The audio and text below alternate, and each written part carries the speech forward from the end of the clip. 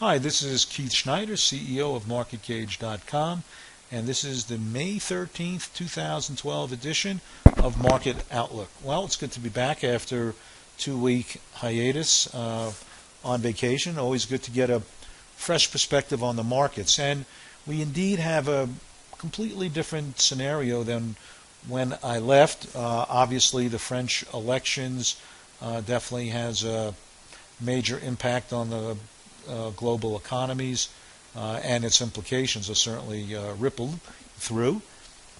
This week we also had the announcement from J.P. Morgan about their trading loss. Also calls into question the whole security of the banking sector.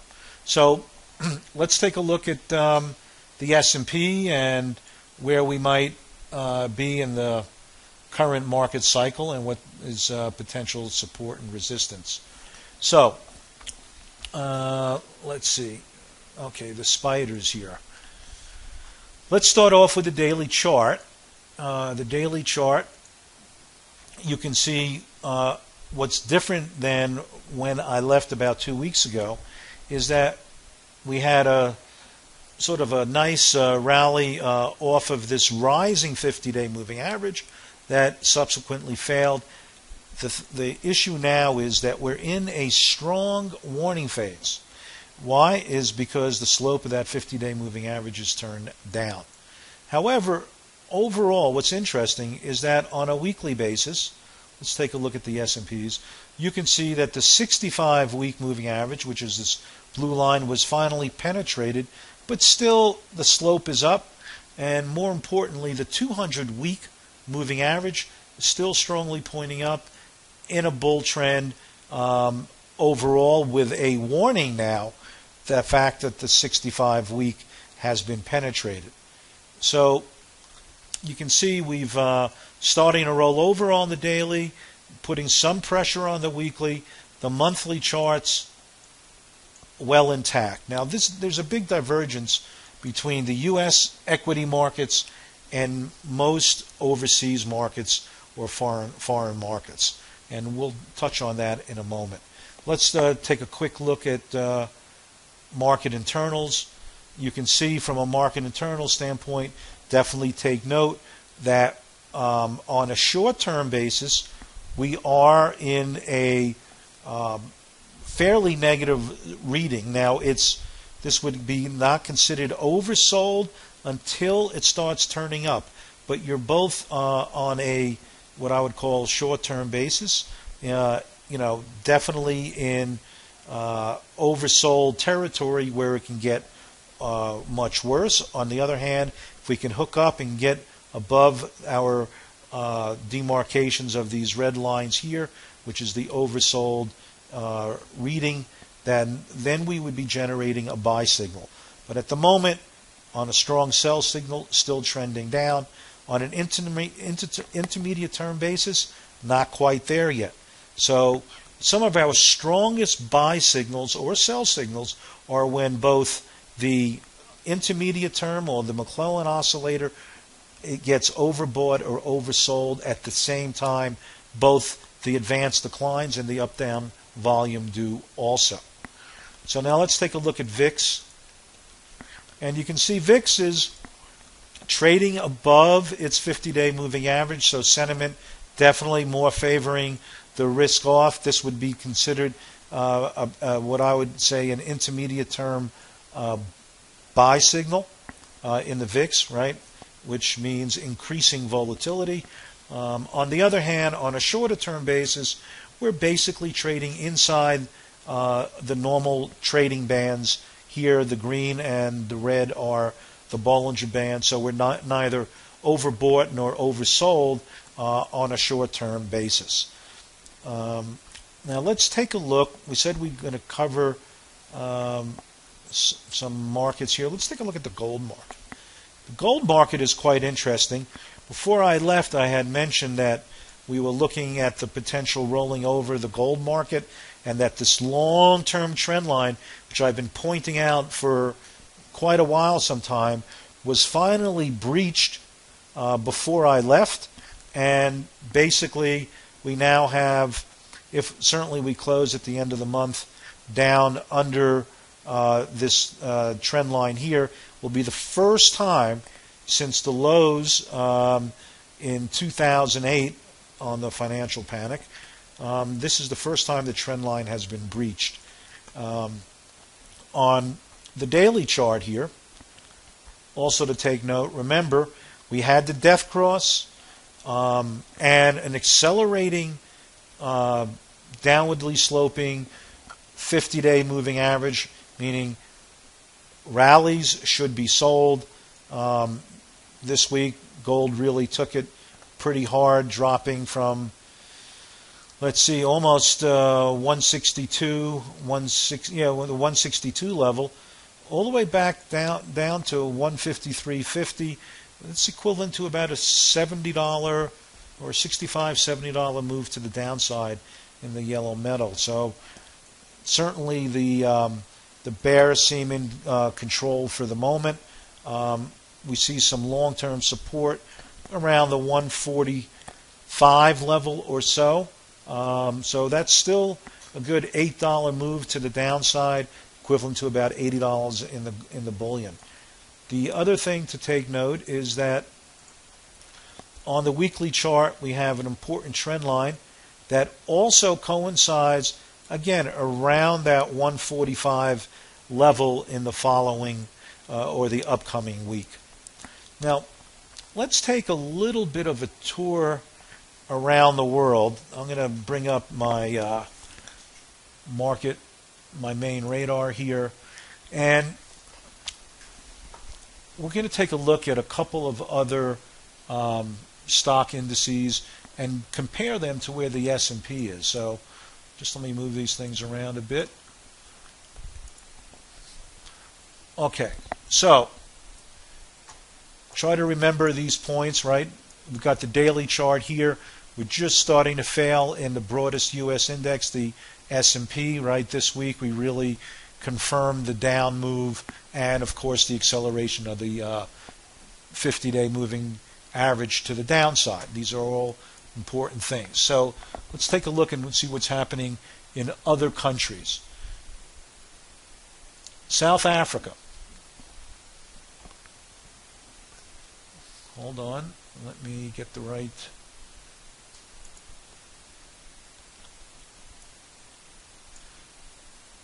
hold on. Okay. So here is South Africa.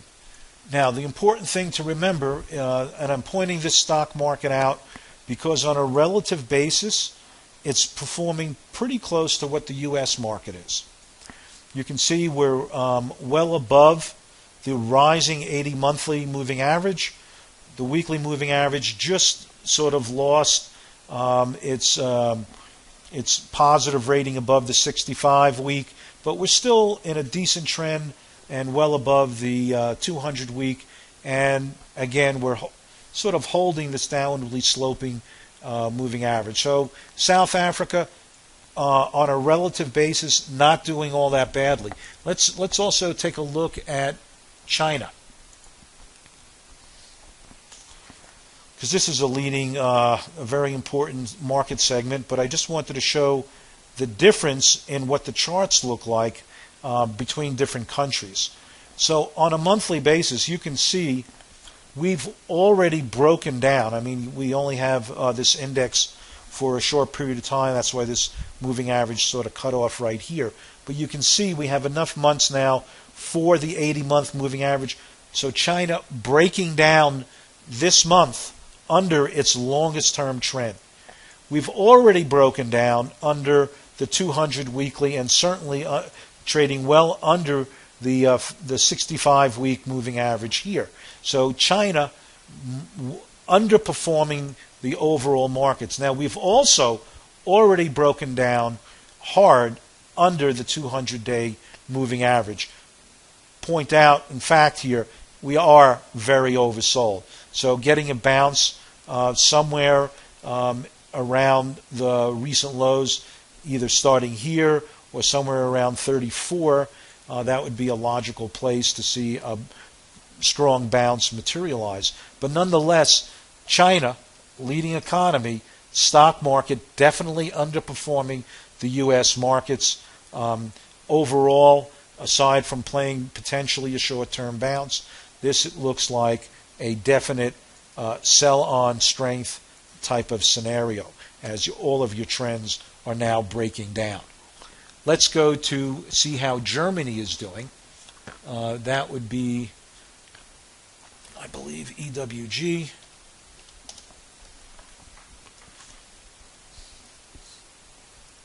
Okay, so now Germany also trading under the 80-month moving average, much weaker than the U.S. markets. Barely hanging on, starting to trade now under its 200-week moving average, already well under the 50, and you're just barely hanging on to this declining 200-day moving average. So bottom line is Germany, European market, much weaker than the U.S. equity markets. Let's take a look at, I wanted to take a look at Spain here.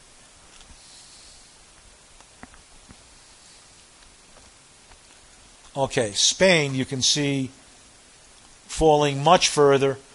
This is a case where the 65-week is already under the 200-week. We're just trading at basic, very long-term lows, and the trend is just continuing on the downside. Of course, on a monthly basis, we're fairly in an oversold region, but as you know, things can get more oversold. So we're looking. We would definitely need to see some short-term price pattern on the daily charts to get us at all interested in trying to even think about being long the Spanish markets here. So you have a pretty good smattering. Let's take a look at one of the larger cap markets, Australia. Where the heck is Australia here? Okay, EWA.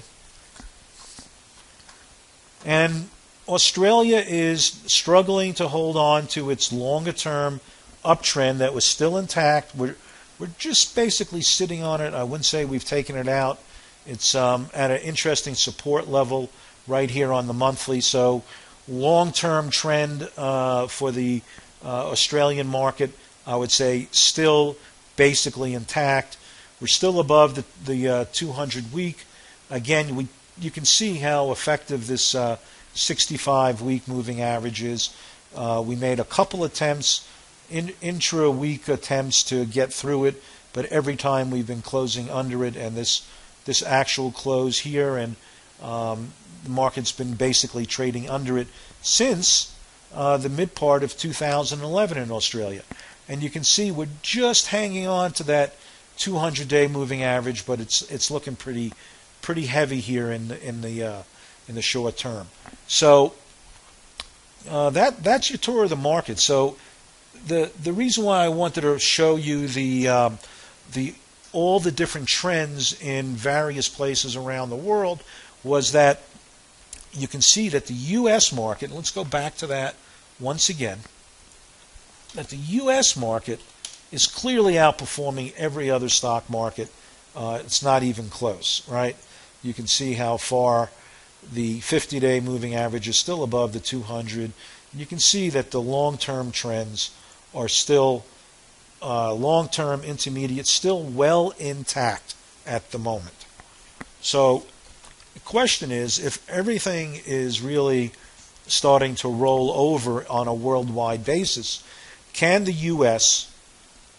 pull up the rest of the markets, or are we just basically staring down another at least 5 or 10% move to the downside? So that's something that'll play out. Obviously, you watch the short-term structure of the market, see what it yields. Overall, it looks like to me that I would be selling rallies at this point in the game in the U.S. equity markets. However, if you're a shorter-term player, certainly buying some weakness, anticipating some sort of bounce here. You would really, on the S&P, want to hold the recent lows. That's really important. Otherwise, you can see this just starts looking like a pretty good sized top, and that would give us a count at least another 10% lower from the current levels. So anyway, that's my market wrap. Oh, one other thing, just wanted to take you through a couple of the leading sectors. Biotechnology, you can see, is a real strong point. Look how well this is doing. This is even, the trend is continuing to accelerate to the upside. Biotech, definitely leading. Obviously, computers, research, just the level of scientific advancements continues to accelerate at an ever-expanding rate of change, and clearly reflected in biotech right here. The other thing that is quite confusing is XHB, home builders. I know this is not exactly the home building stock, but things associated around the purchase of a new home, this XHB, and you can see this is also holding up quite well. The moving averages are accelerating to the upside. We're trading well above the 50-day moving average and looking pretty good. So between biotech, home builders, that's where the money seems to be going. The other two places are consumer staples, XLP, right? That's more of a defensive play. So if the market continues to go down, obviously this this particular sector looks very, very strong and very steady. So there you have it. I mean, this is consistent with also the news about the U.S. consumer confidence. So obviously consumer staples, the retailers, home builders, which is associated with the retailers, these are all doing well, along with biotechnology. One of my preferences would be obviously to watch that biotech sector as it just continues to be on fire. So anyway, I know this was a little bit long-winded this weekend, but there's a pretty good tour of the markets overall, and let's see how they play out. Hopefully, maybe we'll get some positive economic news, and we'll turn this around. But in the interim, we have to look at the charts in a dispassionate way. So this is Keith Schneider saying bye for now. Have a great week. Please visit us at MarketGauge.com, and if you like this newsletter, sign up for it so you get it reliably every week.